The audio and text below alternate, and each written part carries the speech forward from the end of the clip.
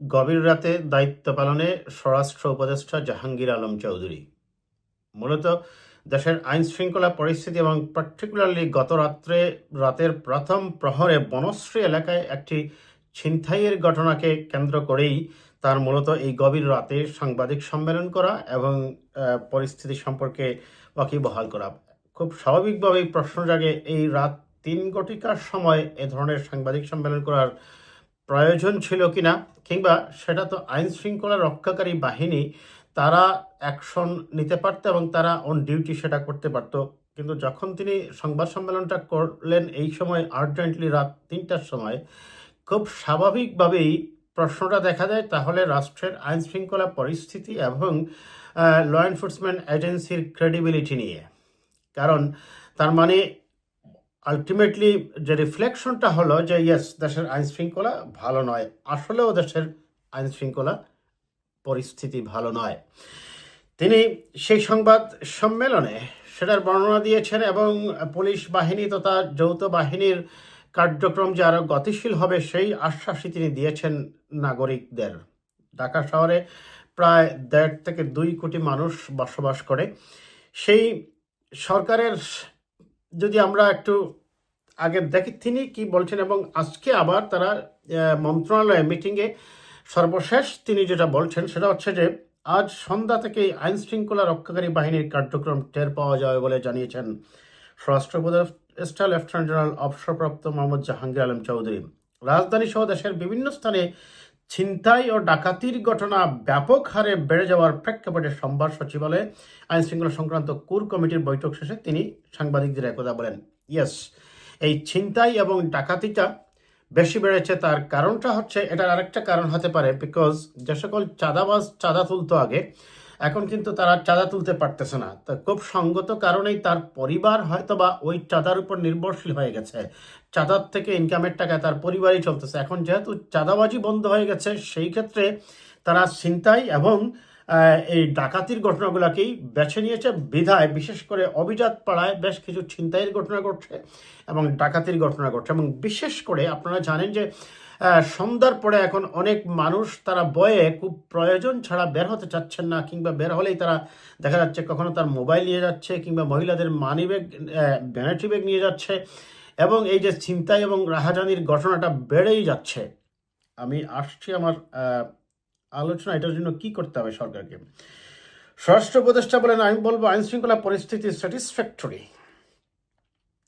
তবে এটার উন্নতি করার অবকাশ রয়ে গেছে। ইয়েস, তিনি যথার্থই বলেছেন। আইন শৃঙ্খলা পরিস্থিতির আগে কি হতো, যেমন বনশ্রী ঘটনাটি জানতে 2 দিন সময় লাগতো, এখন তাৎক্ষণিকভাবে জানা যাচ্ছে। তিনি বলছেন যে সন্তোষজনক। অবশ্য সন্তোষজনক কথাটা এই মুহূর্তে আমি পুরোপুরিভাবে মানতে রাজি নই এটার। তবে হ্যাঁ, তিনি যেটা সংযুক্ত করেছেন যে সেটার আরও উন্নতি করতে হবে। Yes, we need improvement. ছোটোখাটো ঘটনা সবসময় আগেও ঘটেছে, 2-1 দিন আগেও ঘটেছে, তবে ভবিষ্যতে যেন আর না ঘটে সেজন্য কী কী ব্যবস্থা নেওয়া যায় তা আলোচনা হয়েছে। আমরা চাই এ ধরনের ঘটনা যেন আর না ঘটুক। আইন শৃঙ্খলা রক্ষাকারী বাহিনীকে কী নির্দেশনা দিয়েছেন জানতে চাইলে তিনি বলেন, আজকে সন্ধ্যায় আপনারা দেখবেন আইন শৃঙ্খলা রক্ষাকারী বাহিনীর অ্যাক্টিভিটিস অনেক বেড়ে গেছে। মানুষের মধ্যে আতঙ্ক রয়েছে। মানুষ কীভাবে আশ্বস্ত করতে চান এই বিষয়ে জনাব চৌধুরী বলেন, উপদেষ্টা হিসেবে আশ্বস্ত করার জন্যই তো আজকে আইন শৃঙ্খলা কমিটির মিটিং করলাম। তাদের এই দিক নির্দেশনা দিয়েছি, তারা যেন সন্ধ্যার পর থেকেই কাজ শুরু করে। আপনারা এই সন্ধ্যার পরই টের পাবেন। যাই হোক, সেটা বলছে। পাশাপাশি তিনি রাত্রেবেলা যে সাংবাদিক সম্মেলন করেছেন এবং সেখানে বা আজকের মিটিংয়েও যেটা বলা হচ্ছে যে পতিত ফ্যাসিবাদী সরকারের লোকজন দেশকে অশান্ত করার জন্য বিভিন্ন ধরনের ছিনতাই চাঁদাবাজি পরিকল্পিতভাবে করছে বলে তিনি অভিযোগ করেছেন। এই ব্যাপারে আমি একটু কেয়ারফুলি একটা মন্তব্য করতে চাই। দর্শক, আমরা দেখেছি বিগত ফ্যাসিবাদী শাসক যখনই কিছু একটা হতো, তারা এই দোষটা কিন্তু জামাত শিবিরের উপর এবং বিএনপির উপর দিয়ে দিত এবং বলতো যে বিরোধী দল এটা করেছে, স্যাবোটাজ করছে সরকারকে অশান্ত করার জন্য। এই ধরনের কথা হচ্ছে রাজনৈতিক কথা। মনে রাখবেন, বিগত সরকারের সময় ছাত্রলীগ বা যুবলীগ ছাড়া কারো মুখ খুলে কথা বলার সাহস ছিল না।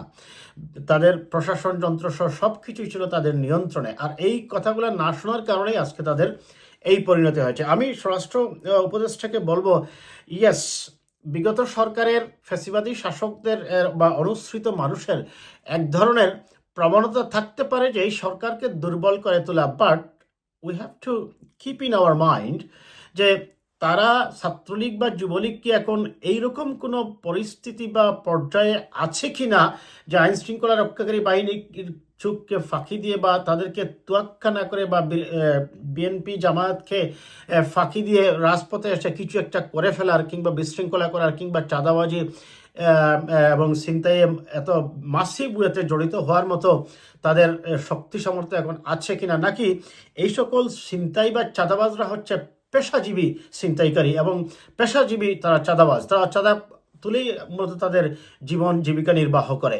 কাজে এই জিনিসটা আমাদের মাথায় রাখতে হবে এবং পাশাপাশি আমাদেরকে যে জিনিসটা মনে রাখতে হবে, এই স্বরাষ্ট্র উপদেষ্টা আপনারা জানেন এর আগে ছিলেন জনাব সাখাওয়াত হোসেন সাহেব, তাকে একটা মন্তব্যের কারণে তাকে সরিয়ে দেওয়া হয়।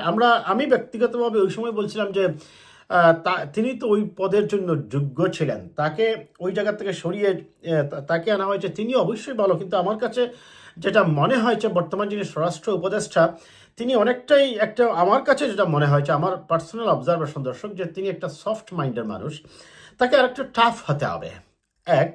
এবং আমি মনে করি যদি তিনি দেখা যাচ্ছে যে বারবার ব্যর্থ হয়েই যান তাহলে পরিবর্তন করা যেতে পারে, কিংবা সাখাওয়াত হোসেন সাহেবকে আবার স্বরাষ্ট্র উপদেষ্টার দায়িত্বে নিয়ে আসা যেতে পারে, কারণ স্বরাষ্ট্র উপদেষ্টা দায়িত্ব নিয়েই কিন্তু অল্প কিছু দিনের মধ্যেই পুলিশ বাহিনীকে মোটামুটি কাজে ফেরত নিয়ে আসছিলেন, কিন্তু কিছু পুলিশ সদস্য যারা পালিয়ে গেছে তারা আসেনি, কিন্তু তিনি তো সবাইকে নিয়ে এসেছিলেন এবং ওইদিকে তো আরো টাফ ছিল সিচুয়েশন, তিনি সিচুয়েশনটাকে ডিল করেছেন বেশ ভালোভাবেই।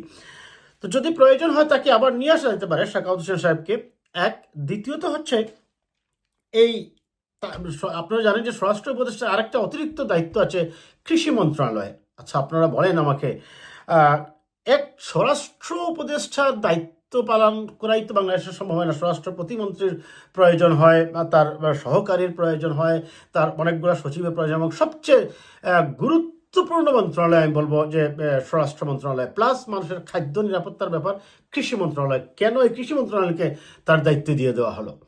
এই কৃষি মন্ত্রণালয়টা আমি মনে করি এখনো সময় আছে, লোক নিয়োগ দিতে তো সমস্যা নাই, কারণ যেহেতু এই সরকার এখনো পুরোপুরি সংবিধানও মানছে না আবার পুরোপুরি বিপ্লবও নয়। কাজেই আমি মনে করি বিশেষ করে আইন শৃঙ্খলা রক্ষাকারী বাহিনীর যে স্বরাষ্ট্র উপদেষ্টা বিশেষ করে যিনি আছেন তার উপর একাই ওই দায়িত্বটাই থাকুক।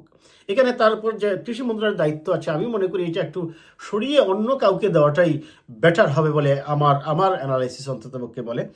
তো যাই হোক, একদিকে যেমন চলছে ডেভিল হান্ট, অন্যদিকে সেনাবাহিনীকে নিয়ে যেটা বলছেন তিনি আজকে সন্ধ্যা থেকে অ্যাকশন দেবে। ইয়েস, আমরা অ্যাকশন দেখতে চাই, তবে one thing we have to keep in our mind যে সেনাবাহিনীর সদস্যরা কিন্তু এই সকল অপরাধ বা তদন্ত করার ক্ষেত্রে তারা কিন্তু খুব একটা এক্সপার্ট নন। What they need to do, they will stay মানে on ground with the help of police force. Police knows where the criminals are, এবং এটাকে সেনাবাহিনীর সদস্যদেরকে রাখাই এই কারণে যে এক ধরনের অপরাধীদের মধ্যে এক ধরনের ভীতি সঞ্চয় করার জন্য।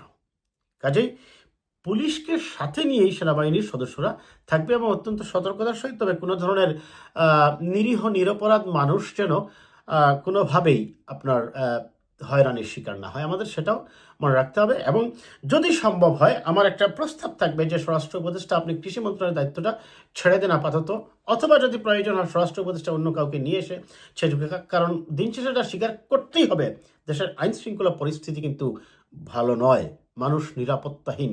এটাকে ইমপ্রুভ করা খুব, এখন তো কোনো পলিটিক্যাল চাপ নেই, মুহূর্তের ব্যাপার, within 72 hours you can improve the situation, I am sure.